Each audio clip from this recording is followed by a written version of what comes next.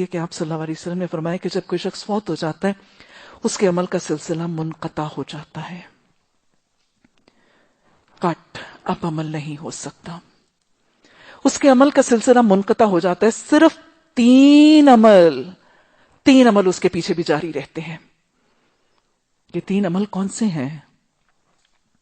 یہ یاد کرنے ہیں، یہ اپنانے ہیں اس وقت کے لیے جب بے کم وقاصت پڑے ہوں گے اور گھر والے چھوڑ آئیں گے، عزیز اقارب محبت والے سب چھوڑ آئیں گے. اس وقت کے لیے تین عمل یاد رکھ لیجیے. نمبر 1، وہ علم نافع، نفع دینے والا علم، پروڈکٹیو علم، نفع دینے والا علم جو وہ اپنی زندگی میں لوگوں کو سکھا گیا. دوسرا، وہ مال جو اپنی زندگی میں اللہ کی راہ میں خرچ کر گیا. تیسرا، وہ نیک اولاد جو وہ اپنے پیچھے چھوڑ گیا جو اس کے لیے بخشش کی دعا کرتی رہی. تین چیزیں. اللہم اعنی علی غمرات الموت وسکرات الموت. اللہ موت کی بے خوشیوں میں مدد فرمانا. اللہ موت کے بعد کلمہ طیبہ زبان پہ جاری فرمانا. اللہ سبحانہ تعالیٰ موت کے بعد کی تیاری کی توفیق عطا فرمانا. تین چیزیں. سب سے پہلی چیز، نفع دینے والا علم جو وہ اپنی زندگی میں لوگوں کو سکھا گیا. نفع دینے والا علم کین بی اینی علم، دنیاوی، کوئی دنیاوی علم. میں بس اوقات مثال دیتی ہوں کہ مثلا آپ دیکھیں کہ ایک خاتون کو سلائی آتی ہے، سٹیچنگ آتی ہے، اور وہ 3-4 سلائی کی مشینیں لے کے اپنے ارد گرد معاشرے کی جو کمزور غریب خواتین ہیں ان کو سلائی سکھا دیتی ہے. کوئی چھوٹا سا سلائی ٹریننگ سینٹر بنا دیتی ہیں اور خواتین آتی ہیں وہاں سے سلائی سیکھتی ہیں. ابھی سلائی سکھانے والی دنیا سے رخصت ہو گئی. یہ سلائی سکول بنانے والی، لوگوں کو سلائی سکھانے والی، عورتوں کو فکر معاش کا طریقہ سکھانے والی دنیا سے رخصت ہو گئی. لیکن اس سیکھی ہوئی سلائی کی بنیاد پر کچھ عورتیں رزق حلال کماتی رہتی ہیں. حرام کا لقمہ نہیں، حلال کے ٹکڑے اپنی اولادوں کے منہ میں ڈالتی رہتی ہیں. اجر کس کو جا رہا ہے؟ رزق حلال کی کمائی کا اجر اس قبر میں پڑی ہوئی خاتون جس کا اپنا عمل منقطع ہو چکا ہے لیکن اس نے نفع دینے والا علم اپنے پیچھے کسی کو سکھا دیا تھا. تو یہ دنیاوی علم بھی ہو سکتا ہے، لیکن اس کے ساتھ ساتھ اور کون سا علم؟ بہترین علم کون سا ہے؟ بہترین علم والے کون سے ہیں؟ خیرکم من تعلم القرآن وعلمہ. الرحمن علم القرآن. رحمان کا سب سے بڑا رحم کہ اس نے قرآن سکھایا. قرآن بہترین علم ہے.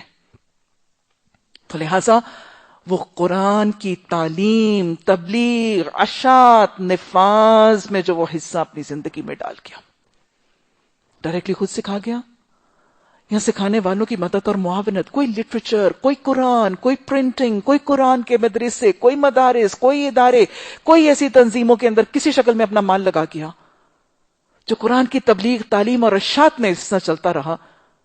تو یہ بہترین علم لوگوں کو سکھانے والا جس کی 2 آیات کو پڑھنا 100 نوافل سے بہتر ہے، جس کے ایک باب کو پڑھنا 1000 نوافل سے بہتر ہے، ایسا علم اگر اپنے پیچھے لوگوں کو سکھا گیا، بھٹکے ہوں کو رستہ دکھا گیا، صراط مستقیم پر لوگوں کو واپس لے آیا، اللہ کی مخلوق کو خالق یاد کرا گیا، اللہ کے رب پسند طریقے سکھانے کے، گزارنے کے طریقے سکھا گیا، تو یہ بہترین نفع بخش علم اگر کوئی کسی کو سکھا گیا تو جانے والا تو چلا گیا، لیکن اس کے پیچھے اس پر عمل کرنے والے اس کے لیے صدقہ جاریہ ہوں گے. اللہ اس ذوق سے، اس شوق سے، اس طلب سے دین کی دعوت دینے کی توفیق عطا فرما. اور یہ اتنا بڑا علم ہے، دین کا علم سکھانا. آپ کو پتا ہے کہ قیامت کے دن ایک شخص ہوگا نا جس کا اعمال نامہ جب تولا جائے گا اور اس کے گناہوں کا پلڑا بہت بھاری ہوگا اور اس کا نیکیوں کا پلڑا بہت ہلکا ہوگا، اور وہ ڈر رہا ہوگا کہ اس کے ساتھ اب کمر توڑ برتاؤ ہونے والا ہے. پھر اللہ کا حکم ہوگا اور اللہ کے حکم سے ایک بادل نما ایک چیز لائی جائے گی، ایک بدلی کی طرح کی 30 حدیث بتاتی ہے، وہ لائی جائے گی اور اس کے نیکیوں کے پلڑے میں ڈال دی جائے گی. اور جب اللہ کے حکم سے یہ بدلی اس کے نیکیوں کے اعمال نامے میں ڈالی جائے گی تو حدیث بتاتی ہے اس سے اس کا نیکیوں کا پلڑا بہت زیادہ جھک جائے گا. وہ پوچھے گا کہ اللہ، یہ میرا کون سا عمل تھا، یہ میرا کون سا اچھا عمل تھا جس کی وجہ سے میرا نیکیوں کا اعمال نامہ اتنا جھک گیا؟ اللہ سبحانہ تعالیٰ اس دین کے دائی، اس مبلغ حق سے مخاطب ہو کر فرمائیں گے یہ تیرا وہ دین کا علم تھا جو تو لوگوں کو سکھاتا تھا، یہ تیرا وہ دین کا علم تھا جو تو لوگوں کو سکھاتا تھا. اللہ ہمیں اپنے استادوں کے لیے، ہمارے شاگردوں کو ہمارے لیے صدقہ جاریہ بنا دینا.